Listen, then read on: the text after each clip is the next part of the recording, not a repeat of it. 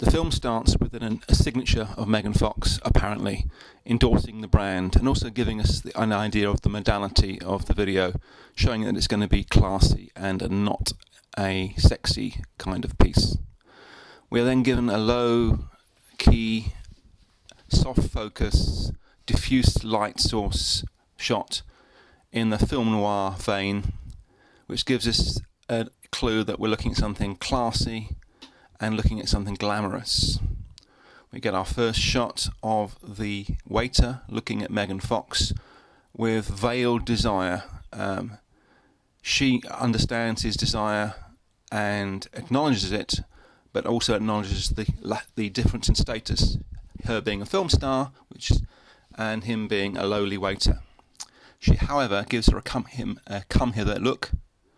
He looks particularly subservient, averting his eyes and bringing in the tray, and we see his foot and the carpet, showing that it's a classy establishment and fairly old-fashioned. We then get our first underwear shot, and we get the sense that she's about to play a game, and she's smiling at that. This gives us the title of the piece, telling us that it is a story, a skit in some ways. He starts laying out the silverware and she starts taking off her clothes. It's very obvious that she knows that he's watching. He's still in a subservient role, watching her in a voyeuristic fashion, using a mirror, classic of art convention. He keeps the veiled eyes, the averted gaze below status. He busies himself about servile pursuits, and then takes another look. The background is out of focus, the foreground's in focus, showing a shallow depth of field, another cinematic convention, and we get a shot of where he is in relation to her. She's very obviously aware of being looked at. We now have the classic putting on jeans shot that has to be in every advert for jeans, and his eyes move up her body in the same way as the jeans move up. We repeat the shot, and we get a very good underwear shot, which is showing the very careful use of lighting. All imperfections are gone. Some of her tattoos have been edited, by the way, and a new one's been put on, which is relevant to the brand. His eyes are becoming more bold. He's becoming more obviously distracted. We go back to the hips, and there's a kind of hip shake going on here, and the closure of the flies, which draw attention to that area of the female anatomy, and she is aware of being looked at but not acknowledging it. He's becoming very picky about laying out the silverware. We're obviously well past the sell-by date for this activity, but his gaze is becoming more assertive. She does a swirl, again showing her splendidly flat stomach and navel, the navel being a kind of substitute for something that can't be shown. The silverware has a certain phallic symbolism, and he's also very hot under the collar. She mirrors that hot under the collar movement by putting of her shirt on, and we get a reprise of the important feature, which is the jean which is being sold. Back to the silverware, and now we get a first full hunter's gaze and the voyeuristic look, which shows the absence of the subject. He changes his strategy, drops the silverware,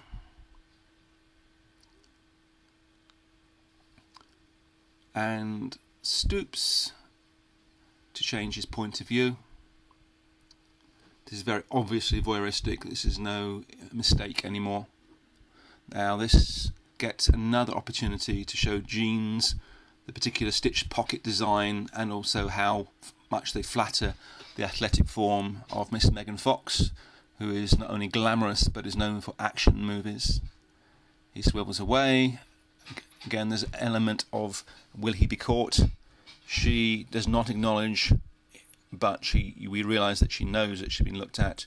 She picks up her Armani handbag. He then begins to realise that she's moving into his space, goes back into a passive mode.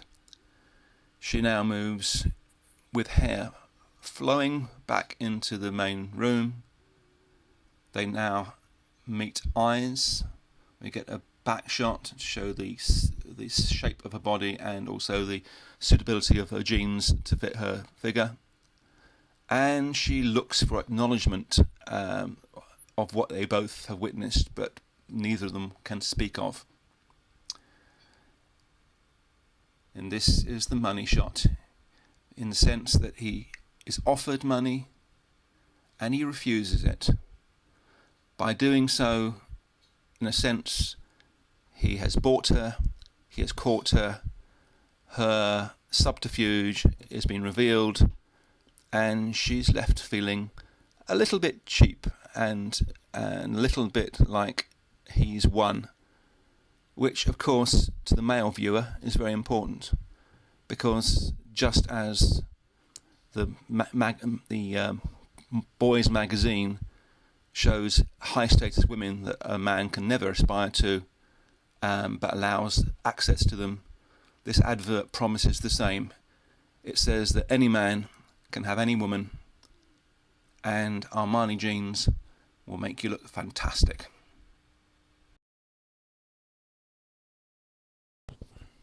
Just a few more things to end with before you watch the whole sequence through in real time, and with the music, which actually makes a lot of difference and lightens the whole mood of the piece.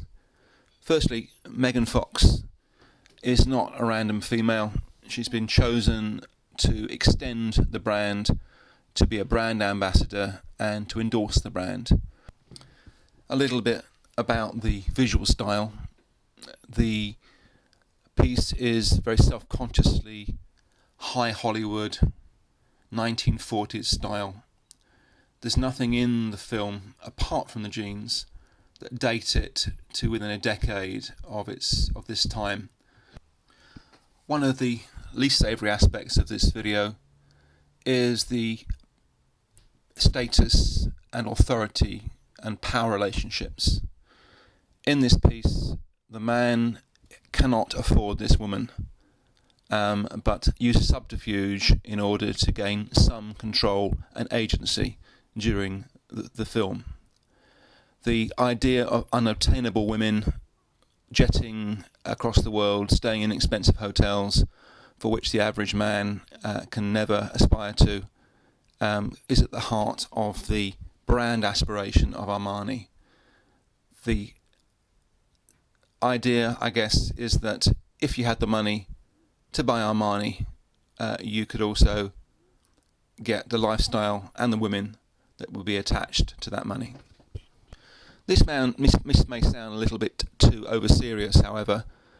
One of the things that the film does do is does make fun of itself and of the whole genre of both the glamorous advert and the jeans advert.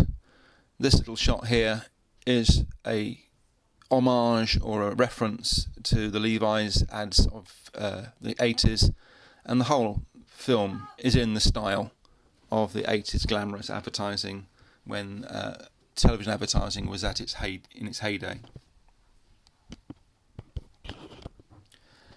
However, it's very hard to deny that this is a story about voyeurism.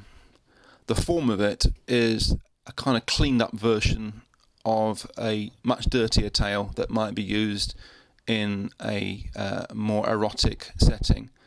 The clean, monochrome, glamorous cinematography make that interpretation less easy to find.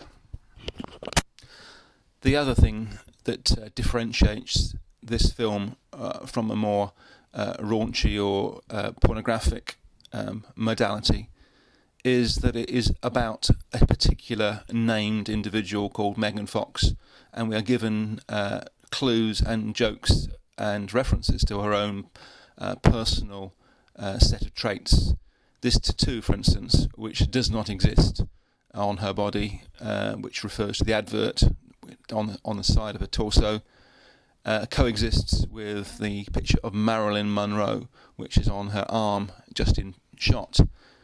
The Marilyn Monroe reference is quite a good historical reference for the whole genre and of this pastiche style.